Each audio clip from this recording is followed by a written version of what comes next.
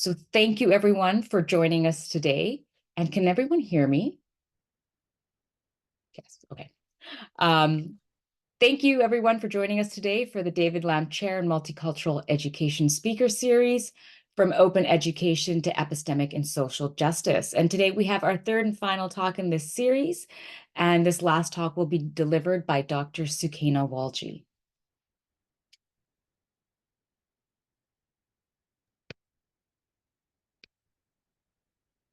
And before we begin, I would like to acknowledge that UBC's Vancouver Point Grey campus is situated on the traditional, ancestral, and unceded territory of the Musqueam people. I would also like to acknowledge that you are joining us today from many places near and far, and acknowledge the traditional owners and caretakers of those lands. In thinking about land acknowledgements as well, I'd also like us to think about this topic that we'll be discussing for the next hour or so on epistemic and social justice, and thinking about how we can relate that to land acknowledgements and how we can start to redress epistemic and social injustices by identifying how our educational system privileges dominant epistemologies and pedagogies while disadvantaging and also challenging the testimonial credibility of others. So I hope through this work, we also can think of ways to recenter our work to give voice and better embed Indigenous knowledge, perspectives, and understandings into the work that we're doing. So these are the other presentations that we've had for this speaker series. All the recordings will be up, and I'll provide a link for that. As a current David Lamb Chair in Multicultural Education, and for this series From Open Education to Epistemic and Social Justice, my goal is to develop thoughtful research, open educational practices, and materials that are by and for the benefit and empowerment of non-privileged learners who may be underrepresented in educational systems or marginalized in their global context. And this is a quote from Sarah Lambert. So if this is something that you're interested in, or this series sparks your curiosity, please feel free to get in touch with me to see if there's ways that we can support one another's, create a community of practice. As part of this chair, one of my goals is to launch a public scholarship website, Faculty of Education's Global Open Notebook, which will be a repository for educational resources, including knowledge mobilization projects, open pedagogy projects, and so forth. So I'll pop my contact information into the chat. And today, on to our speaker. Today, I'm so excited and happy. We have Dr. Sukaina Walji with us, who is the director of the Center for Innovation in Learning and Teaching at the University of Cape Town, South Africa. So thank you for coming today. I think it's like late in the evening over there. She promotes and supports the development of inclusive and equitable teaching, learning, and assessment experiences that respond to diverse student and teacher needs, underpinned by social justice. She provides strategic advice for senior leadership for developing digital education and educational innovations that contribute to student success.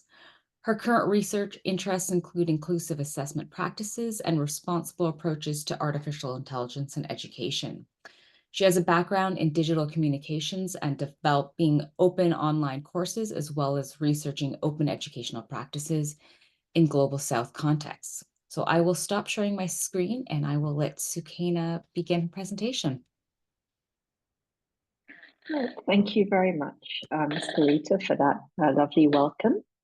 And hello, everybody. I'm really excited to be here. It is 9 p.m. for me in Cape Town, South Africa, but that's still early enough for hopefully what is a good conversation. I really do hope this is going to be a conversation. I'm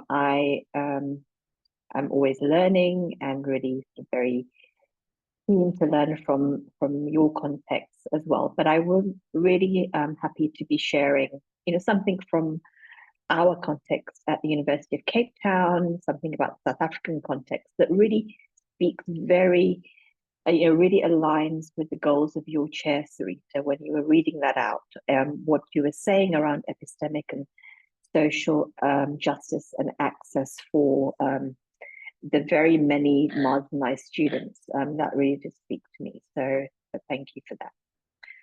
Okay, I am going to share my screen. Get to it.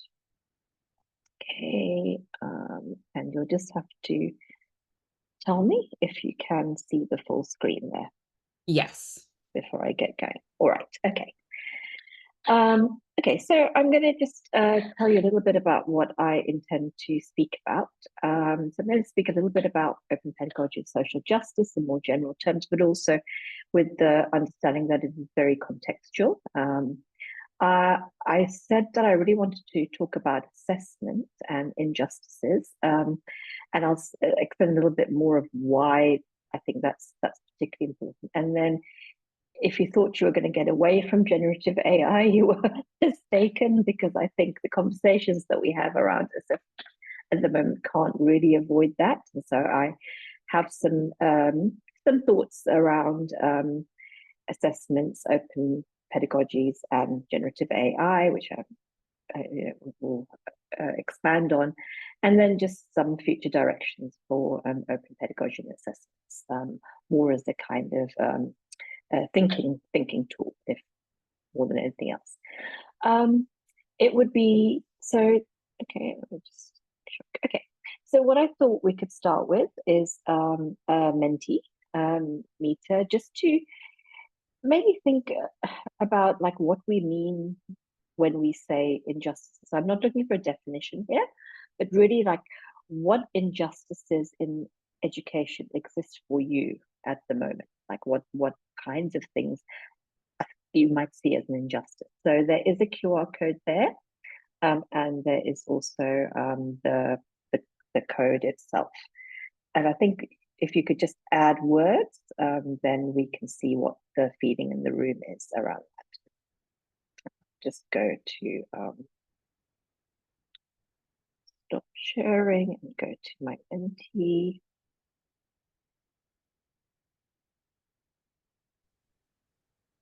Sorry, I only got the first 4 numbers of the Menti code.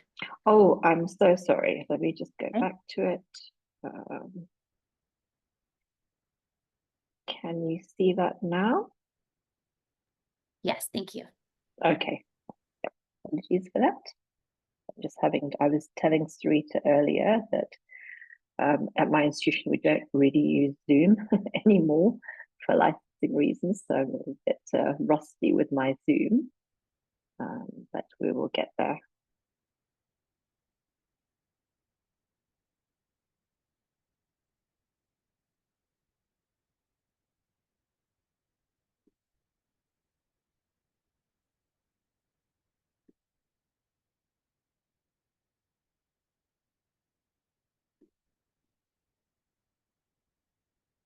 Okay, so hopefully you can see some of the injustices in your context. So there's a very large one, yeah, poverty, cultural exclusion, retention. I'm assuming that means students being able to stay in the system of education. Yeah. Thank you. Those really do speak to some very big issues that are in our midst. Use of assessment to rank, language barrier. Yeah, these are wonderful. Thank you. Representation, retention, salary. Yeah. Yeah, it's not only students and injustices as well.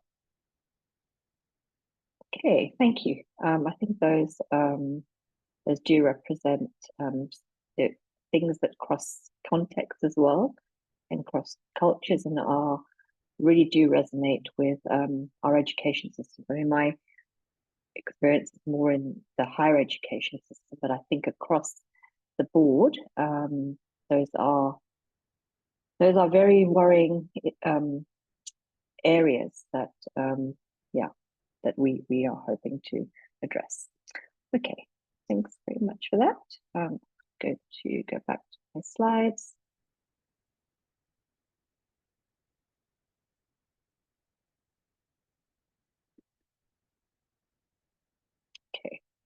So I thought I would just say a little bit about my context and the sort of injustices that we have in the South African higher education context. Some of you may be familiar, and I know you have worked with colleagues in South Africa. But as you will know, the South African society in general, but the education sector as well is still the shadow of the legacy of apartheid looms still very large in our context. South Africa is one of the most unequal societies in the world, and that is very much racialized, and that manifests itself in access to higher education, in the ways and differential access that students have to higher education. During the last 10 years, and in 2015 to 2017, the sector and the University of Cape Town as well was part of that, had a series of student protests, which kind of adopted the hashtag roads must fall and fees must fall. And these were really large scale student protests regarding two things really. One was around funding and fees, hence the fees must fall movement, which was really around the problematic issue that students who came from backgrounds who could not afford university fees were effectively being excluded, and therefore this was was a huge injustice. And then the second imperative, which came under the sort of roads must fall, and which protests focused initially around the statue of Cecil J. Rhodes at the University of Cape Town, was around, I think, epistemic access to education and a call for decolonization of the curricula, that Black students coming into the university were alienated, and universities across South Africa, especially universities which were, and this is the parlance in South Africa, formerly historically white institutions. And so that road must fall encapsulated a very sort of, a strong call for representation for students' cultural values, languages, backgrounds to be recognized in a university that was still seen as very white. And so 2015 to 2017, the South African university sector was hugely affected and rocked by this, with much, I think, very valuable sort of reckoning, conversations, and so on. And that still is very much part of our context. The memory of that is seared into the system, and in the kinds of conversations that still happen. And that was really a pivotal moment for our education system in the higher education context. There are calls for decolonization of curricula, and I think that's a sort of global thing as well across many contexts, in terms of the decentering of Western hegemonic values and knowledge. What is knowledge? Who gets to say what knowledge is? What are the texts and the canons, and so on, and a centering of indigenous knowledges. And though that project or initiative or even mindset, I think, continues and is very much part of our context. You will know it's affected really everybody, the COVID era and inequalities, the move to more digital and online forms of learning exacerbated inequities in the system. This meant that students who had access, material access to devices and internet and study spaces were able to largely study without friction from home environments, and many students were not able to, despite the South African university sector making a huge concerted effort in terms of giving access to data and so on. But that really was also something that showed up perhaps some of the inequalities. conversely, it also, I think, helped shift certain things, especially in assessment, where suddenly things like pass fail or rather than grades were accepted for 2020, something that would have been unheard of. And so some things did shift there, I think, which again was interesting. Sometimes these things are not as clear cut on the face of it. The last few years, we have had student protests over fees at the beginning of every year, 2023 and 2022. This year was the first year at the University of Cape Town where we did not have student protests over fees. This was largely due to negotiations between the Student Representative Council and the management around giving access to students who had traditional fee books. Again, issues around economic access very much to the fore. And at the university, we have a racialized achievement gap where there is so depending on the course and the program qualification, white students tend to do better in terms of marks than Black students, and that is what we, again, another concern around for equity. So those are some of the sort of high level social injustice in the context that frame very much the work that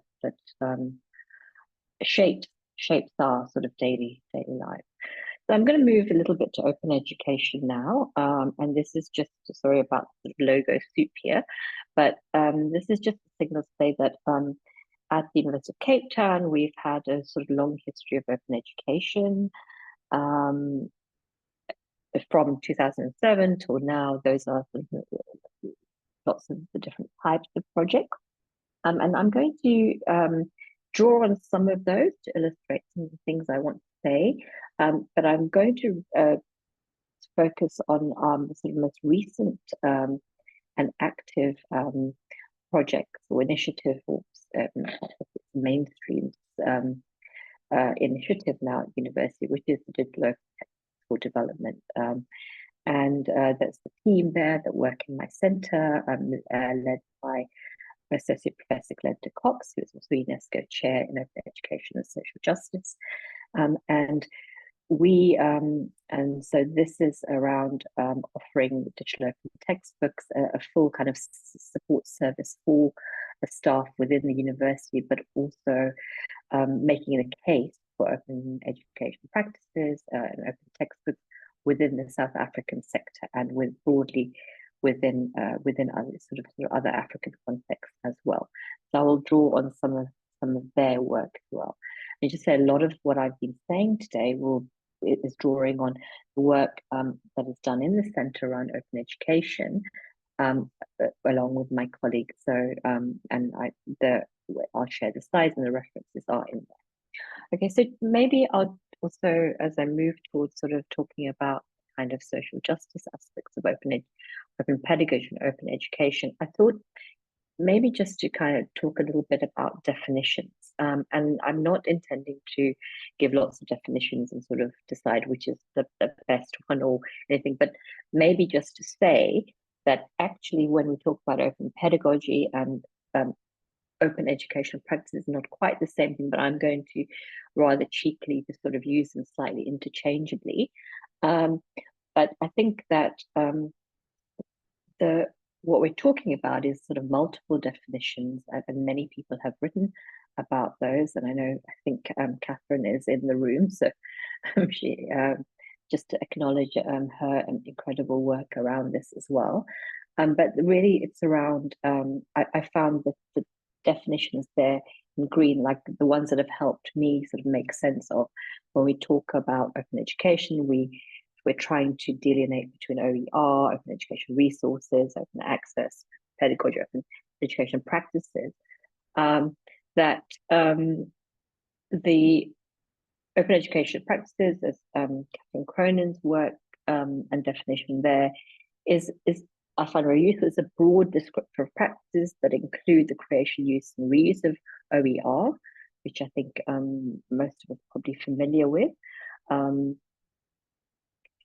And as well as open pedagogy and open sharing of teaching practices. I think I find that quite very useful.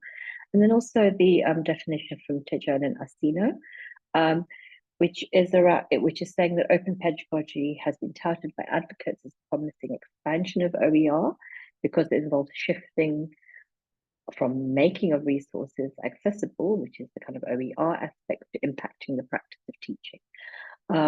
So I think that's the kind of where I'm coming from when I'm speaking about open education practice or open pedagogy.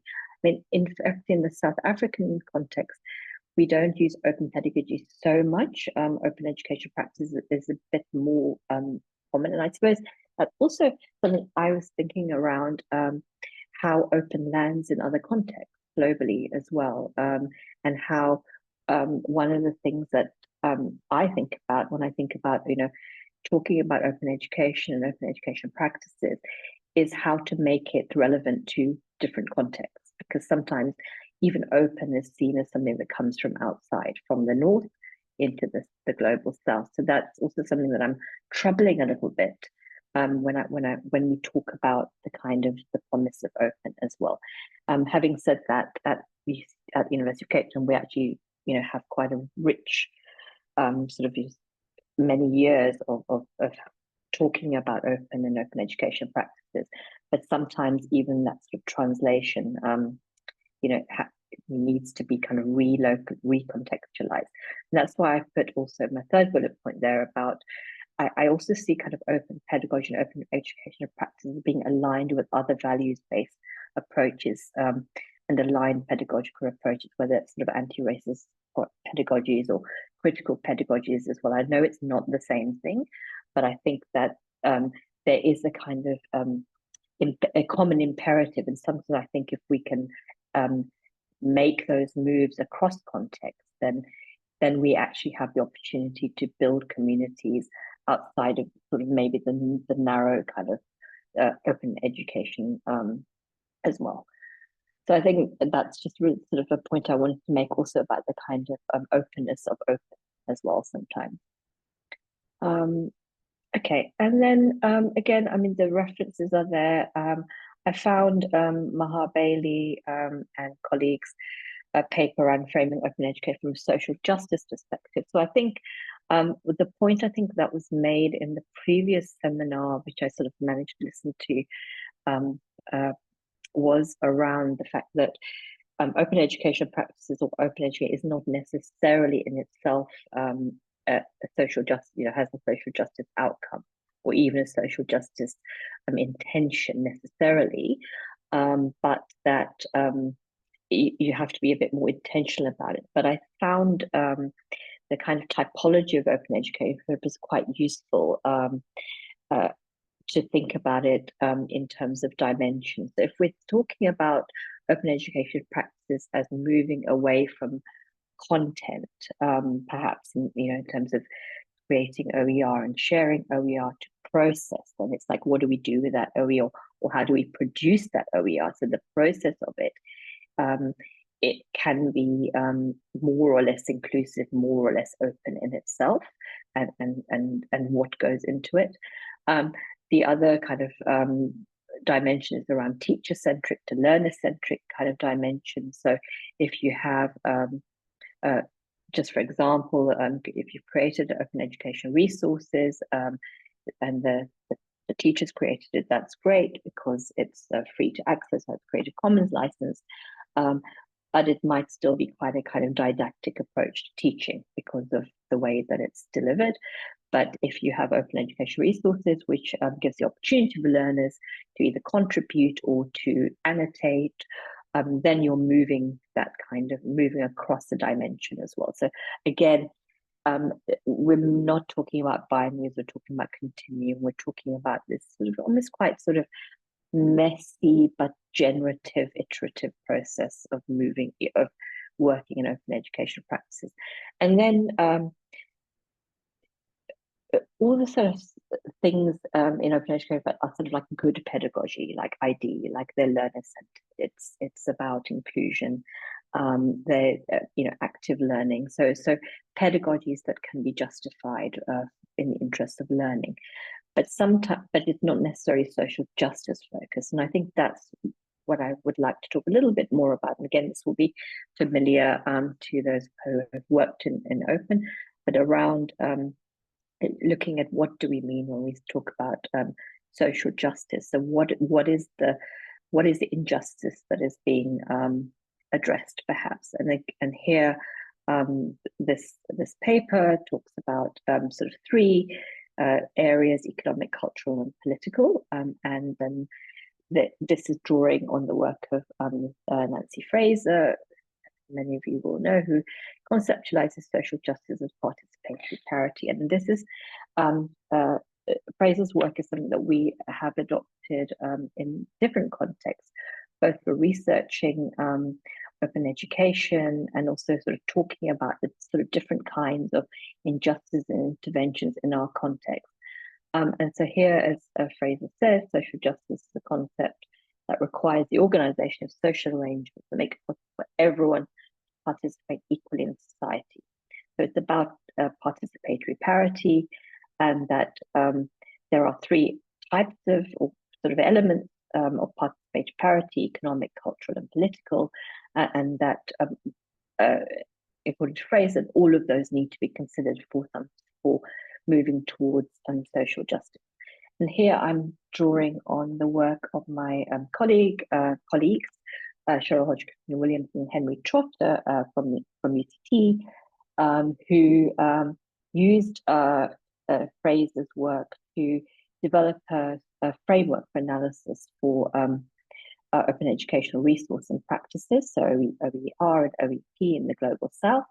And here, sort of this table, I'll just explain it sort of very quickly, but in relation to open educational resources, for example, the injustice, for example, on an economic domain is that students, or if we're talking about students in the university, do not have access for that, for example. So it is a maldistribution of resources. So some students have, some students don't have.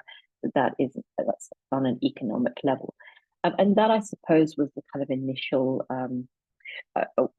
first level understanding of open education resources, that these are freely available Creative Commons licensed resources, and therefore there is no cost attached to them. And so the response would be to provide those resources. Interestingly, Fraser goes further in terms of talking about sort of, if you have an injustice along the economic lines, there is an affirmative response and a transformative response, which is also sort of a helpful way of understanding perhaps what's happening. So according to Fraser, the affirmative response is that you address the injustice with something that's ameliorative, that kind of, and this is not to say it in a derogatory way, but it kind of like band-aids the solution or provides a temporary fix to it. So, for example, it's around if there are students who cannot afford a university fee, you would provide scholarships, which is a wonderful thing in itself. But a transformative response would be to actually have free education, because you're then troubling the underlying model, economic model. So that's the kind of difference in itself. So that's kind of useful area. Economic isn't only enough for social justice. There's a cultural aspect, which Fraser talks about as misrecognition. So this is where people and their practices or their behavior, their language is accorded less respect. So there's a status inequality. So there's a cultural injustice there, and so the response to that would be recognition that there is people's particular people, their values, languages are respected and esteemed. So that would be the response. And interestingly, from a transformative point of view, it's what Hodgkin, Williams, and Trotter say, which I think is really important, is around a sort of what they call a reacculturation, which is to accept that there is also always going to be a plurality of perspectives, a kind of recognition of the plurality, but that this may be fallible, that you cannot always know everything and recognize everything. So there's nuance also in that. And then the last sort of dimension is political, which Fraser says about misrepresentation, which is kind of the sort of seat at the table type of approach, which is does that dimension of justice allow for participation in a kind of political sense, but in the right to voice, to frame the discourse, to frame a norm or a policy. And then responses to that in the affirmative way are about giving representation, allowing people to belong and have a seat at the table, and then a more transformative was maybe to kind of look at a governance structure from the bottom up. And as you can see, transformative responses where you're addressing a root cause of inequality are likely to be really, really very difficult.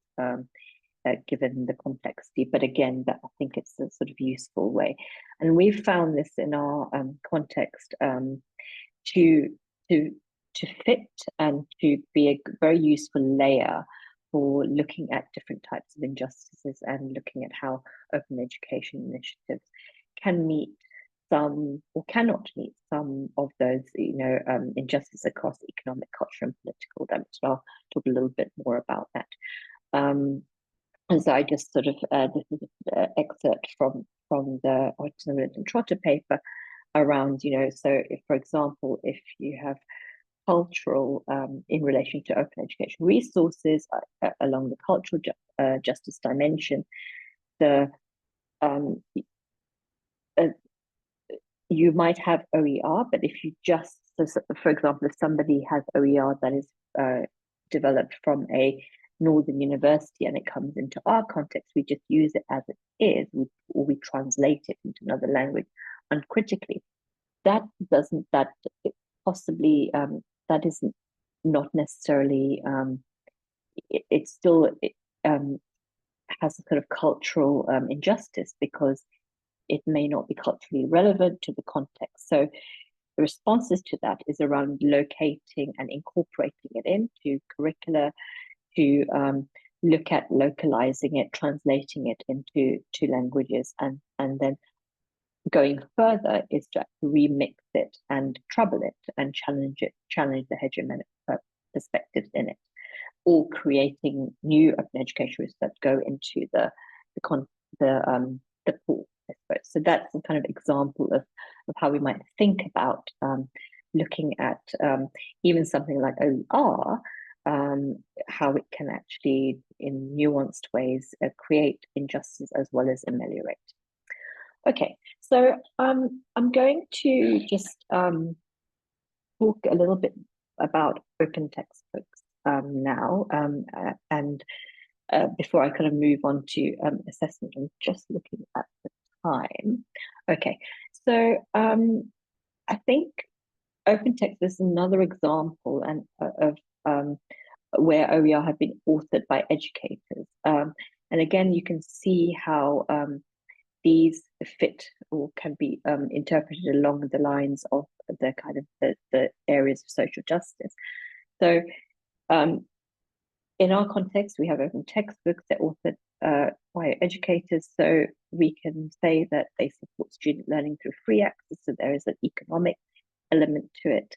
I think for us, though, and it's really around the cultural and political dimensions of social justice that speak to us in our context, and that's particularly because I think of some of the things that I spoke about earlier around epistemic access, around students, and I would say marginalized students, but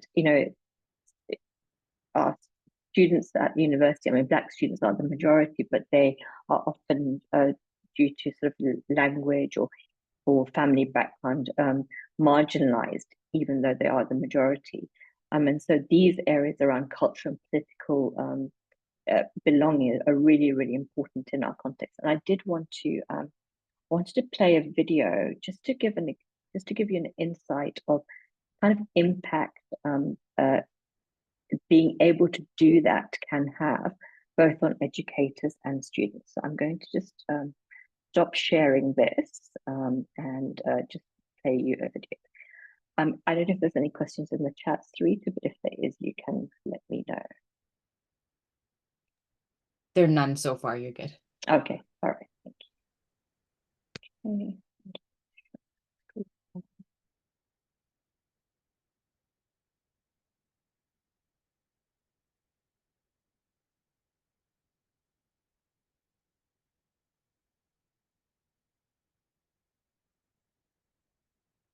Okay, I just want to give some introduction. This is just a sort of a 3-4 minute video. This is the winner. This is Nomusa Ntinga.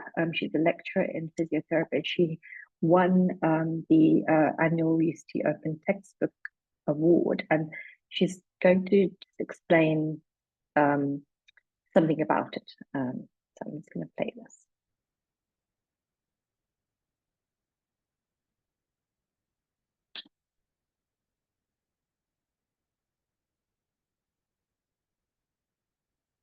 Don't think the audio is coming through. Oh, is it not coming through? No, even though we tested it. Okay, I know we tested it. I'm not sure what to do. You know what? I think I'll carry on because I don't want to spend time trying to work out the video, but maybe I'll share it, like the link, because I don't want to. I do apologize for that, but we did test it earlier. Okay. All right. So basically, maybe I can just say that what Nomusa was saying in there, although she would have said it much more powerfully, is how she was able to develop glossaries of terms for physiotherapy in indigenous languages for her students. But what really struck me when I was listening to her was that also as a lecturer who comes from what we might consider a non-traditional background into the university, that the process of being able to produce localized, culturally relevant content was also incredibly empowering. So I think that's really where it's not only doing this to students, it's around the community and the empowerment that happens when you can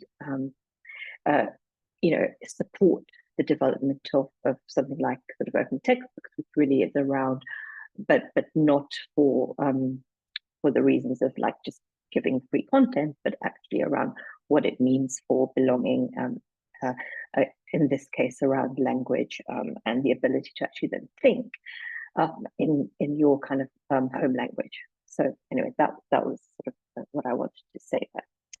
Okay, so I want to speak a little bit about assessments and injustices. And the reason I'm doing this in a way is a sort of selfish thing, but this is actually what I'm researching and looking at the moment. And I mean, some of these things are sort of very obvious, but I think assessments wield great power in an institution. They are inherently a kind of power move between students and educators. The power of being able to set an assessment and judge a student and can have life-changing and does have life-changing consequences. We know that assessment drives student learning. They signal to students what is important or not. They can encourage surface or deep learning. And then just some aspects from the literature that students value and miss, and they miss if it's not their feedback, real world experiences. And that increasingly we know that there's the huge impact of cultural and contextual factors on assessment practices. The students' background and prior experiences come in. And that assessment is never neutral, but a social practice. And I think that in the work that I'm doing, so, many assessments, through whether it's design, format, or the way they're deployed, create injustices along economic, cultural, and political dimensions, and that disproportionately affect what we call marginalized groups. And this is just some the focus groups that I ran at the end of 2022, and I'm part of a project that we did at the university, which was to update the university's assessment policy, and we part of that was to capture students' experiences of their current assessments. And I'm not going to read out all the quotes, just maybe some of them, but it was quite marked how many students felt that there was sort of negative culture towards assessment. The first quote, the top left, is saying there is always like dread when it comes to assessments, that creates negative energy. Assessment is punishment. Why are we in a hurry to finish exams? Disadvantaged students. And then there was some quite interesting insights around students recognizing the inequities in assessment. So differential access, which is on the top right there. So maybe if someone lives an hour away from the campus, that's 2 hours gone every day, which is a great risk for assignments. So, students having to travel, but they, have transport arrangements that are not optimal, for example, and so on. Lack of optimal study ideas, unpreparedness, and then a sense of unfairness, unfair grading, and inequity as well. So, this was a sort of small group, but it did reflect what is in the literature. And as we continued with the consultation process around developing the policy, we did it in a way that put students and educators in the same room to discuss what we wanted to put in the policy around principles and so on. And they were sort of very powerful student voices came to the fore, again, because they had permission to talk about it as well. And so we also asked students in these focus groups, like, imagine the alternatives, what would you like? And there were sort of 2 main areas. So one was around technical and operational improvements. Students wanted assessment spread, so they would have more time. They wanted more authentic, real-world assessments, timely feedback. All things I think that are sort of good assessment practice that we would recognize.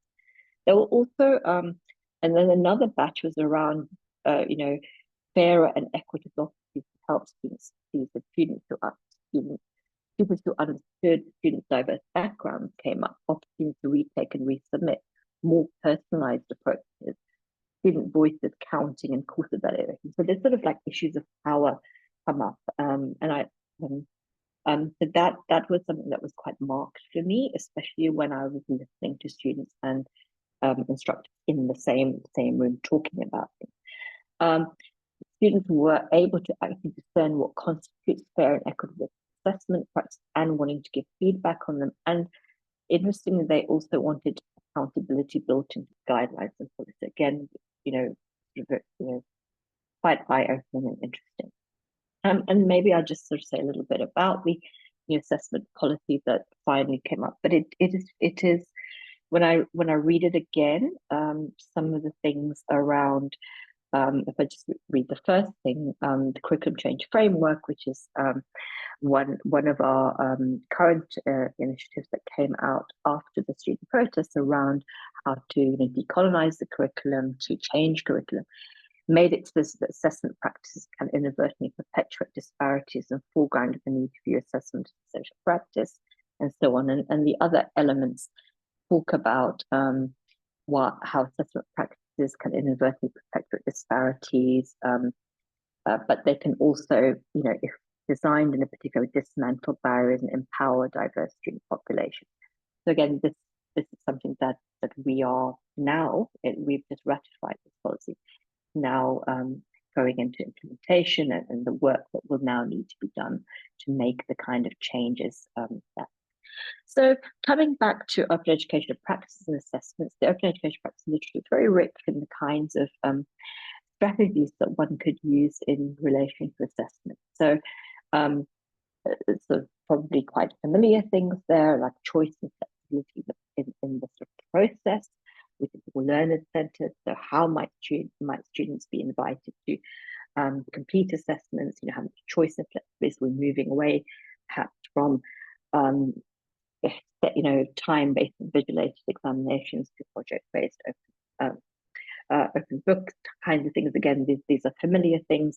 Choice and flexibility in output, so recognizing that not all students might write in a particular way, but there may be other ways of communicating output. what is sort of interesting, and again, not new, but I think maybe with generative AI sort of newer, or is moving away from what's called disposable assessments to renewable assessments, to assessments that have a purpose beyond the doing of the assessment itself. So that might be like creating course materials, or writing a report for a real world, or creating a pamphlet that is actually distributed in society, and so on.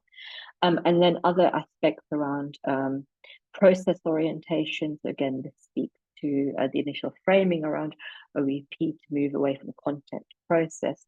And then also, I think towards, I mean, I put this here towards sustainable assessment. So this is David Bowd, who writes Center Assessment, talks about sustainable assessments, which is around the assessment that is also enabling students to learn around the assessment, or not just the kind of content, but the kind of core skills that are involved for that particular discipline. And also, I think there's an opportunity for supporting competency-based education assessment if we're moving away from content and just the disciplinary aspects to more sort of the application and doing of the whatever the learning outcomes require. So there are useful things, I think, in the OEP space. And I think I'll just talk a little bit about renewable assessment, which I kind of sort of short phrases, making it count. So I mentioned about renewable assessments where students produce real world artifacts like materials, quiz questions. And then coming back to open textbooks, these can also be renewable assessments in a sense, if they're authored by educators and students. So here, again, if you come back to phrases, dimensions, students as partners in the authoring process, allows for epistemic representation in teaching materials. The students can bring their cultures in, or their examples.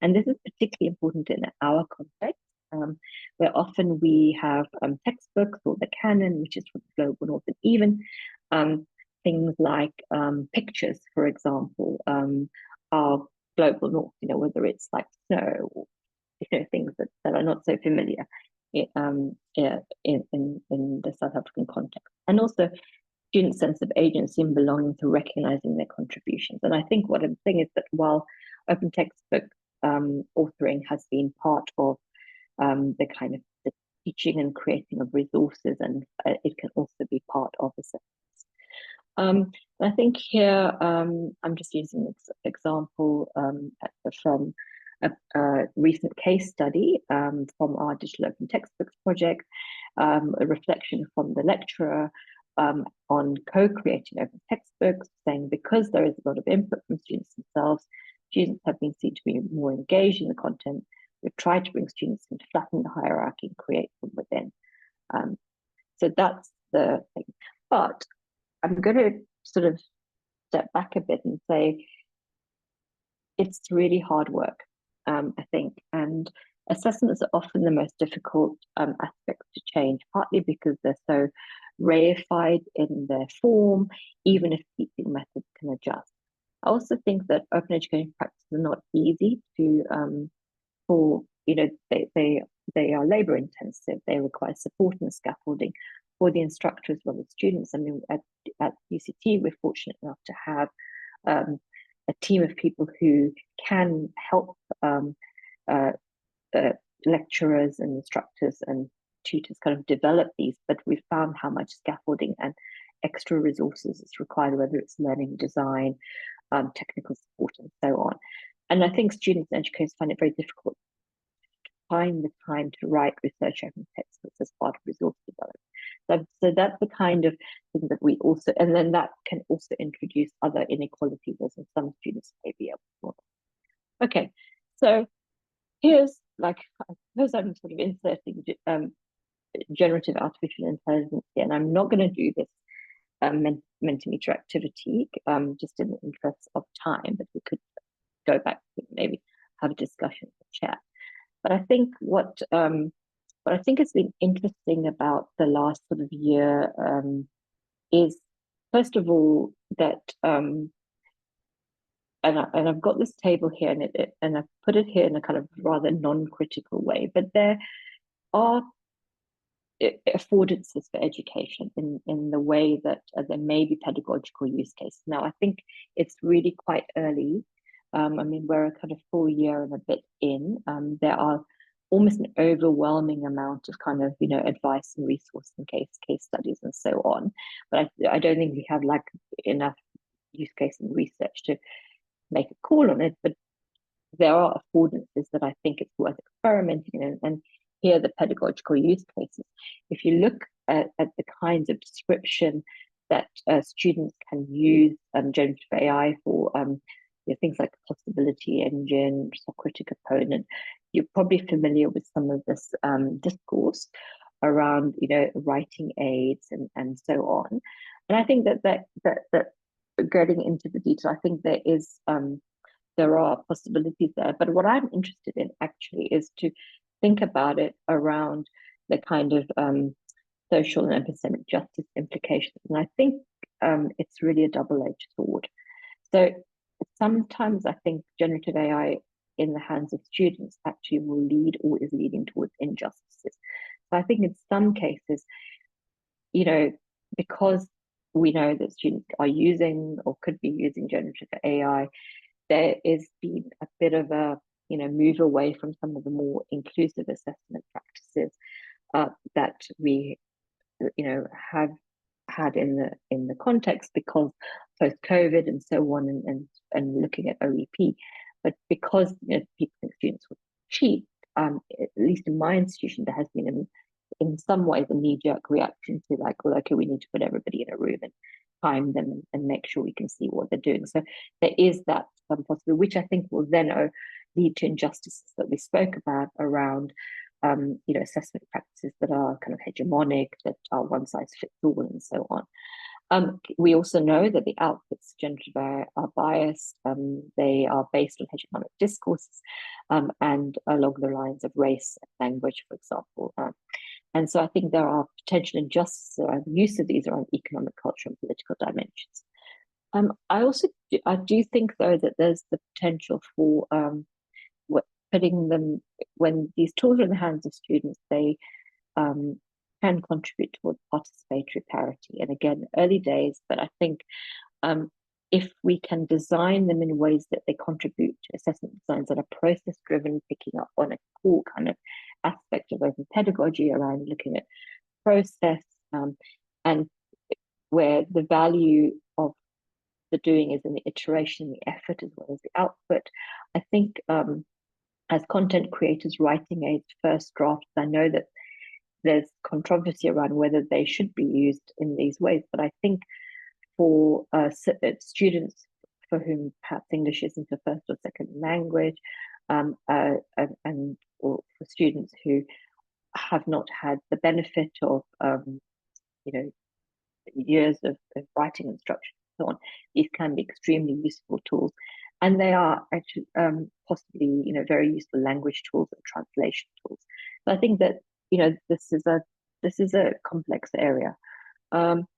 So I think, you know, these are just some of the strategies that we're thinking about in reimagining assessments, and which also speak to kind of open practices. So can we design assessments to be more contextual, so less cheatable? So that could contribute to assessments that are culturally relevant, draw on local context, and give sort of epistemic access to students. Can we design assessments to be reusable, renewable, and not disposable? So real-world outputs, therefore, less you know, doable by generative AI. Can we design assessments to be more process-oriented, so draft, iterations, reflections? There's many examples of that. And then can we cultivate students' digital and AI literacies to use these tools responsibly? So again, that's looking at cultural and political justice around capacitating students or working with students to understand how these tools work, what their biases are, how to prompt, and so on. And then another one, which is I think really tricky, is how to ensure equitable access to these types of tools. given that these are if you pay for ChatGPT, you get a better version of it. Also, that continues to be a challenge. Okay, and then I want to just finish with maybe one example, and I don't know how much time I have, but I would recommend, if you have a chance, to look at the paper that this case study in our university, which used generative AI to create an output for an assessment. So the case study was an orthopedics textbook that used ChatGPT, and it was part of a supervised study module. It's called supervised study module, where students were invited to create chapters using ChatGPT to review, add images, and the chapters had to be OER, and the students were then assessed. So this is an actual assessment, but what was interesting about it is that it was actually researched at the same time, and what the study found was that students working with ChatGPT in this particular way had to develop critical digital literacy skills in 3 areas: prompt crafting, fact-checking, referencing, and they had to pay attention to ethical and legal issues because they were OER. And the students also had choices on how they went about it. So one student did preliminary research, found textbooks, and then prompted and copied information from the textbook into ChatGPT. So they used content and then put it into ChatGPT for rewriting. But the other students let the generative AI do the research to create the initial draft based on the prompt and then refined it. So there was also choice around this. And then the students engaged, so these were health sciences students, and then they engaged medical consultants as expert reviewers. So again, this was a kind of student-centered assignment that used ChatGPT. And I think what's interesting is that the lecturer said that the students had agency in terms of how they went about this, in terms of fact checking. They didn't take what came out of the generative AI at face value at all. In fact, they were quite critical about it. And again, there's a bit of detail there, but again, and this speaks to sort of open practices here around relinquishing control for students to learn and grow, and this sort of letting go a little bit in the learning process. And then the last point there around localization, the students can see themselves in a lived reality in the content. This again comes up again and again in our context around the importance of representation, whether it's through language or practices or the way things are discussed or the way examples come from, and about how this builds student agency. It wasn't easy as well, so that these things are it was quicker to do, but not necessarily quality wasn't better necessarily, but the process was useful, and the lecturer also wasn't sure how to assess the students' work because they didn't know whether to assess it on the output. So most marks were given to the process and the engagement with ChatGPT. So again, this is not easy to do because it's challenging our kind of assessment assumptions that we have. And then findings from the case study, which I find very interesting. So this is Glenda Cox's study, is that they said that ChatGPT has the potential to become a game changer and needed to help boost OER production in the Global South and facilitate better epistemic representation. I find that quite a kind of a bold statement in a sense in terms of being a game changer. But I think in this context, at least, it allowed something that maybe wasn't possible. It allowed the development of AI and digital literacies and so on. But I think that one of the last line there actually is something that is really quite interesting. Is the real advantage of the speed at which first drafts of chapters could be created and then worked on. And I think that is one of the affordances that I think even people sort of doing their sort of day-to-day work are finding useful as well. And so again, while that might feel the wrong thing to do in terms of something drafting first chapter, I think there is a reality here around if we are wanting to create OER and education, that there is there's a potential here, which I think I find quite interesting.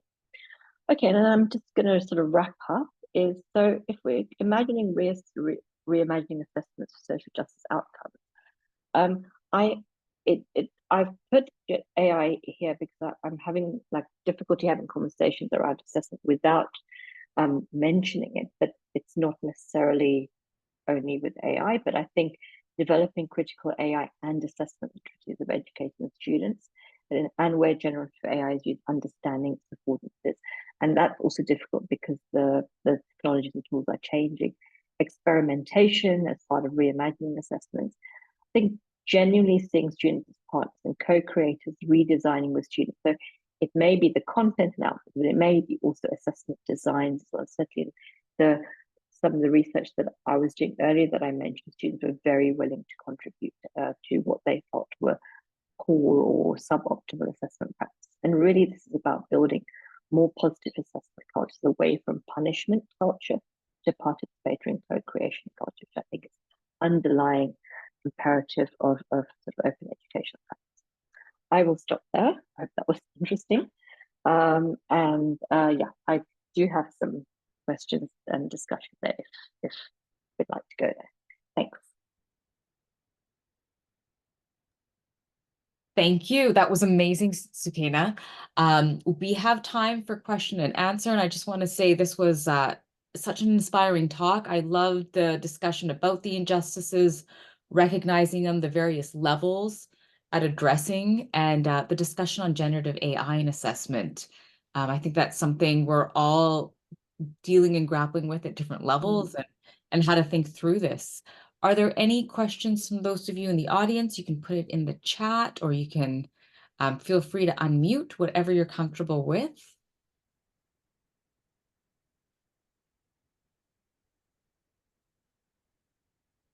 Hello. We're a lovely small group, so I'll sit here in my kitchen with you. I am applauding Sukaina. That was just amazing interweaving of, OER, OEP, open pedagogy, assessment, Nancy Fraser's framework, and then adding AI in. So the use of Nancy Fraser's framework, you've made me realize once again how empowering it is in terms of there are so many entry points for people. No matter where they are, they may see themselves at a particular level, but wherever they are, there's usually space for them to grow and to go further. So I could really see that when you were talking about assessment. So I imagine it opens the conversation. I was also pleased to see that they're in the STEM faculties, which sometimes people say are the more challenging ones. I don't know if you want to say anything about that. And I just want to ask about how increasing the workload for educators adopting these practices, how that lives with, increasing precarity of staff, because that's certainly what's happening here. So anyway, just a few thoughts and a question. Thank you so much. No, thank you, Catherine. And I was a bit nervous when I was talking about your work, but you really have sort of established some of the field. So the interesting about the STEM thing is we have an incredibly active health sciences sort of educational sort of body of people who really want to do things. And in our science faculty, and I actually, like, you've made me, I hadn't even thought that it was a thing, that there shouldn't be. So you've made me think actually about that, and I'll probably maybe I'll speak a little bit more to Glenda about what they think about. But we've had a lot of interest in open textbooks and open practices from science and health sciences. And I don't know whether maybe that's very because of the need for it in the context, actually. So I know, for example, that we were producing actually a kind of an online degree in emergency care, and we could not find any pictures of South African ambulances, in a Creative Commons, and so we had to go and make them and then put them into the Commons.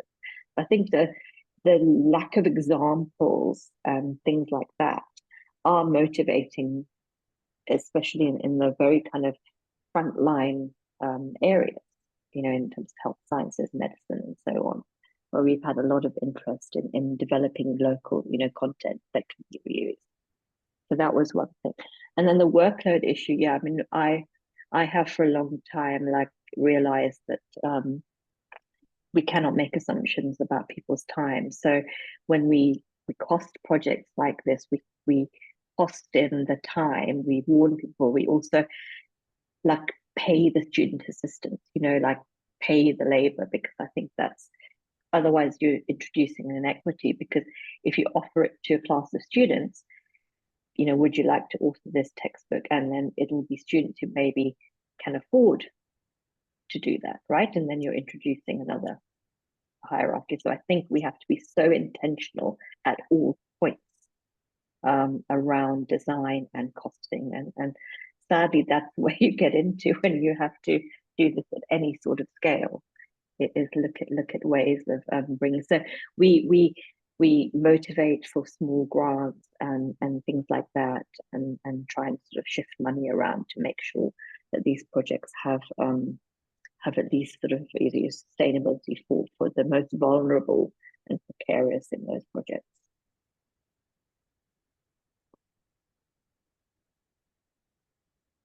Thank you. Are there any other questions? And there were some great questions that Sukaina provided us as well, if you want to address those. Hi, Sukaina, thank you for that talk. I put my question in the chat, but I'll read it out loud. I'm really curious to learn more about the assessment policy that you've put together and ratified at University of Cape Town. How is this being implemented? Okay, yeah. So we have just so I've been part of the team that developed it. It was over a 2-year process of consultation. I'll post the link to the actual policy. But what we want to do is not just have it as a policy on the university website that nobody really ever looks at, because that was what the last policy was, from 20 whatever. So we've got a few strategies. So when we were doing the consultations, we were told, and that, yeah, it's a policy, it sounds good, but how are we going to have the support? So while we were developing the policy, we also developed and about to launch what we're calling the Good Practices Guide. So we went around while we were developing policy, capturing practices of, in an affirmative way, of assessment practices that were already happening, that we felt met the policy goals and the principles. So we've tried to capture that as part of staff development, so that we say, look, we're already doing a lot of this, we're going to share that. We're also creating what we're calling the Assessment Studio, which is an online course and consultation service as part of policy. And then the other thing, working in an institution, is that our institution is very decentralized, I suppose. So the power of implementing policies rests with the deans and in the faculties or in the schools. And so what we're developing is also a kind of way of a scaffolded process for each school, what we call faculty, so Faculty of Science, Faculty of Health Science, to reconceptualize the policy and the guidelines for themselves, but also we're creating indicators for how they might know that the policy is being taken up. And so we're starting with that. So it might, one of the principles is around, you must have an assessment blueprint and clear instructions, right? So one of the things that came out was, different students, different understandings. So we're putting that as a metric as well, to try and have this as a scaffolded process. And so that's the current sort of plan at the moment that we're hoping to roll out. But we're under no illusions that a policy is not a culture change, right? That's got to happen with a whole bunch of other activities, including having conversations, building community, talking about social justice, talking about student voices and things. But because we had that concept, and it's baked into, I suppose, the policy from some of the examples that I put in the slide, I feel like when I read the policy, I feel like really excited about it because it's saying things that we in terms of outcomes around inclusion and representation. So at least it's enabling. But yeah, I don't know if that answers your question, Apurva. It does, thank you. And I really appreciate how deeply you're thinking about the culture shift that we're trying to make and how it's not, Yeah. it could start with policy, but there's so much more Mhm. that needs to be Yeah. baked in to actually enact it. Thank you. Thank you. And I'm just seeing, there's your questions, just looking over. Okay, there's no more questions in the chat. Sorry, Apurva, I missed your question there. Are there any other questions? We probably have time for one more question before we wrap up. So great questions. And I'm really impressed by the policy that you have as well, by the way. Any other thoughts that you would like to share? Any other general questions before we wrap up? All right. Well, I just want to be mindful of everyone's time, and I know it's late for you, so I want to keep that in mind as well. Thank you again so much, Sukaina, for joining us today. That again was an inspiring talk, and again, as Catherine said, you wove in so many different aspects, and it was just really, it really was deep in the different ways to approach this work and the different levels, as Catherine had said. Thank you again all for being here. I will make the recording available to everyone, share resources, and also if you'd like to get together to create a community of practice, I'll also put that out. Once again, thank you so much and have a lovely rest of your day. Thank you. Thanks so much, Sarita and everyone.